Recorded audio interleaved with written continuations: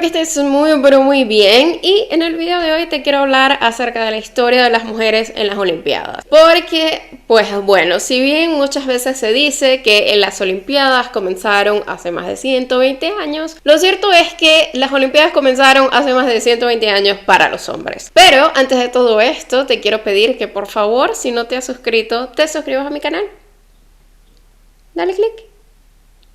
¿Ya te suscribiste? Pues comencemos. Los antiguos Juegos Olímpicos fueron parte de un festival religioso en honor a Zeus, el padre de los dioses y las diosas griegas. Y estos se realizaban en Olimpia, un santuario rural ubicado en el Peloponeso occidental. Muchos historiadores insisten que las mujeres no eran parte de estas Olimpiadas, y sí, pero no. Verán, así como había un festival dedicado a Zeus, también había un festival separado en honor a Hera, la esposa de Zeus. Y aunque no se sabe mucho de este festival, se presume que fue organizado y supervisado por 16 mujeres de las ciudades de Elis. Ahora, una de las cosas que vale destacar de este festival y de estos Juegos Olímpicos para mujeres era que solamente podían participar las mujeres solteras. Y solo las mujeres solteras eran las que se les permitía ver los juegos que formaban parte del festival de Zeus. Es decir, las mujeres casadas no solamente no podían competir, sino que se les prohibía, bajo pena de muerte, entrar al santuario de Zeus en los días de las competencias atléticas para niños y para hombres. La segunda cosa que vale la pena recalcar es que no se sabe si esta prohibición estaba también dirigida hacia los hombres. Es decir, si los hombres podían entrar al templo de Hera a ver a las mujeres y a las niñas competir. Se dice que estos juegos se realizaron en Grecia desde el 776 a.C.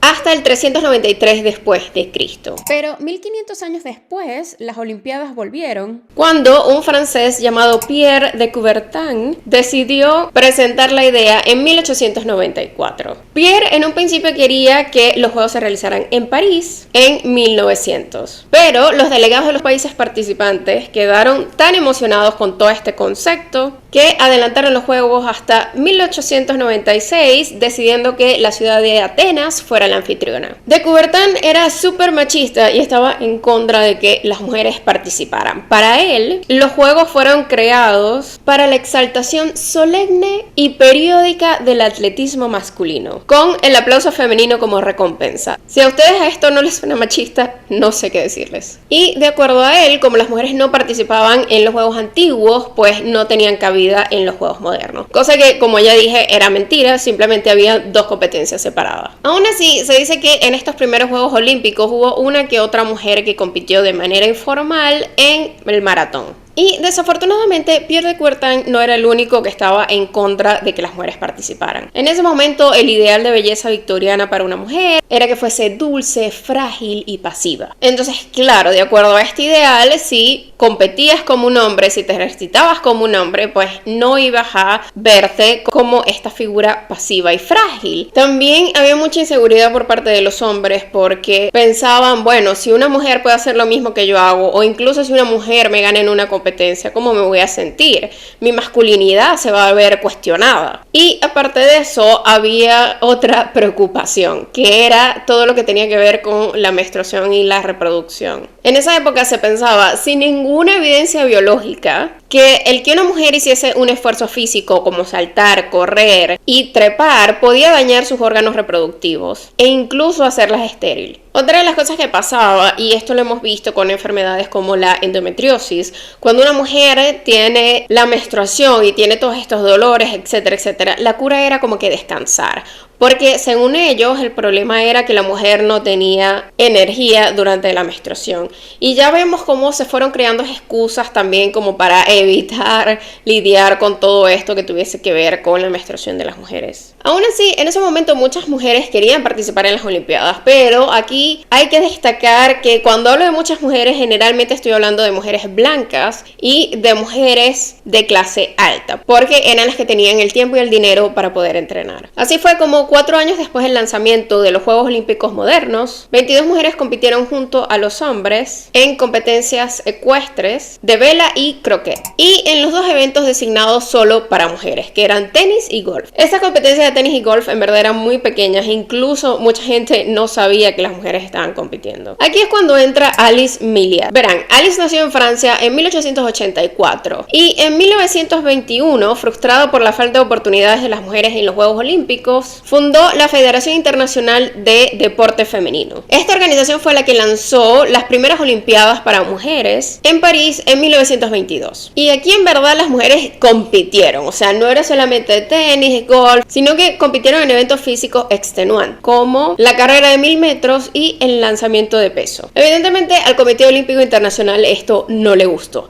No le gustó que las mujeres compitieran, no le gustaba que las mujeres sudaran, no les gustaba que las mujeres se ejercitaran igual que los hombres. O sea, el Comité Olímpico estaba así como que esto no me gusta y estoy en contra y voy a hacer algo. Entonces lo que hicieron fue que se le acercaron a Alice Milliat en 1926 y llegaron a un acuerdo entre comillas, donde el Comité Olímpico Internacional era el que se iba a hacer a cargo de estas carreras. Pero, aquí hay un gran pero, era como que me voy a hacer cargo, pero igual no voy a admitir a las mujeres. Finalmente, en 1928, el Comité Olímpico Internacional decidió aceptar a las mujeres en la carrera de 800 metros. Esta carrera la ganó la alemana Lina Radke, quien además batió su propio récord mundial con 2 minutos 16,8 segundos. Y una de las cosas que pasó, y que se enfocaron absolutamente todos los periódicos de la época, era que las mujeres estaban exhaustas después de correr 800 metros y que pues bueno, los hombres estaban horrorizados viendo a estas mujeres.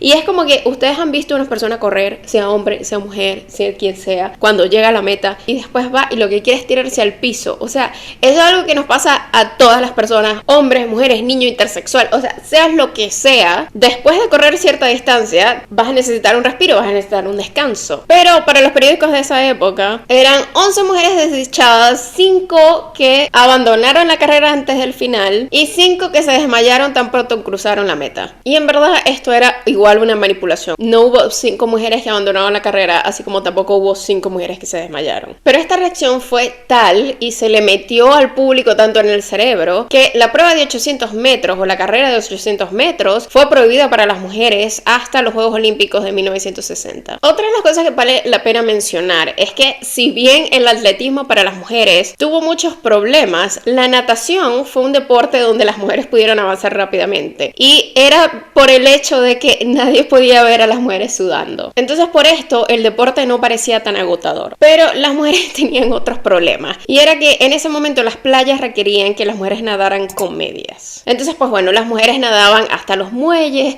se tenían que quitar las medias, luego practicaban o entrenaban, luego regresaban otra vez, se tenían que poner las medias y así salir del agua. Todo esto para que se vieran presentables cuando estaban en la orilla. Otra vez, si a ustedes esto no les parece machista, no sé qué decirles. Increíblemente, una de las cosas que cambió todos estos estereotipos de la época victoriana y de cómo se tenían que ver las mujeres y de cómo tenían que competir las mujeres, vino con la Unión Soviética. Verán, después de la Segunda Guerra Mundial y con todo esto de la Guerra Fría, los estadounidenses estaban tan obsesionados con ganarle a la Unión Soviética que cuando vieron a estas atletas soviéticas, todas musculosas, todas entrenando, etcétera, etcétera, se dieron cuenta de que ellos tenían que empezar a motivar a las mujeres a participar en estos deportes si querían ganar medallas. Asimismo, a finales de 1960, principios de 1970, había más mujeres en el área médica y así fue como se empezaron a eliminar todas estas creencias retrógradas que había con las mujeres y el deporte. Por ejemplo, Barbara Drinkwater, en un ensayo de 1973, declaró que no se había determinado si existe o no una respuesta femenina al ejercicio que fuese basada solamente en su sexo. Asimismo, los investigadores en esa época comenzaron a disipar todos estos rumores de la menstruación y del ejercicio. Y es que la menstruación siempre se ha utilizado para restringir a las mujeres en algo, en la educación, en el deporte, en varias áreas de la vida. Pero en 1964, investigadores comenzaron a encuestar a atletas olímpicas que estaban participando en Tokio y determinaron que competir tenía pocos efectos perjudiciales sobre el embarazo y la menstruación. Es más, sorprendentemente, las atletas que tuvieron hijos antes de competir informaron que se volvieron más fuertes, que tenían una resistencia aún mayor y que estaban más equilibradas en todos los sentidos después de tener un hijo. Pero la menstruación y la maternidad no ha sido lo único que se ha usado para excluir a las mujeres de los deportes. 2 años antes de los Juegos Olímpicos de 1968, los funcionarios comenzaron a realizar pruebas de género a atletas femeninas, mediante controles genitales que más tarde denominaron desfiles de desnudo. Luego se empezaron a usar pruebas cromosómicas, pero estas no son fiables, y otra vez es algo que solamente se le hace a las mujeres. A los hombres no se les evalúa si tienen más o menos testosterona para poder competir. Entonces es una cosa que vemos hasta hoy, cómo se sigue viendo todo esto de que si una mujer tiene mucha fuerza, si una mujer tiene mucha resistencia, algo malo tiene que ver con ella y tenemos que averiguar qué es. Y estas pruebas no se abolieron sino hasta 1999. Todo esto cambió en el 2009 cuando Caster Semenya, una atleta intersexual, ganó el Campeonato Mundial de Atletismo. Y gracias a esto se volvieron a implementar pruebas para evaluar la testosterona en las mujeres. Y esto sin estar claro si los niveles naturalmente altos de testosterona en verdad le dan a las mujeres un impulso adicional. O sea, ¿por qué seguimos haciendo pruebas sobre algo que no sabemos si da un impulso o no? No sabemos si da una ventaja o no. Tendemos a pensar en las Olimpiadas como estos juegos donde todos los países participan, los atletas pueden probar su resistencia, su fuerza, etcétera, etcétera. Pero si no miramos atrás y no miramos todas las cosas que han tenido que luchar las mujeres para participar en estos juegos, estamos obviando el 50% de la historia. Porque es muy fácil decir, bueno, no, las mujeres ahorita tienen igualdad, pueden participar en las Olimpiadas, etcétera, etcétera. Pero deportes como el boxeo femenino solo vieron la luz en las Olimpiadas en el 2012. O sea, imagínense, hace menos de 10 años. Y tiene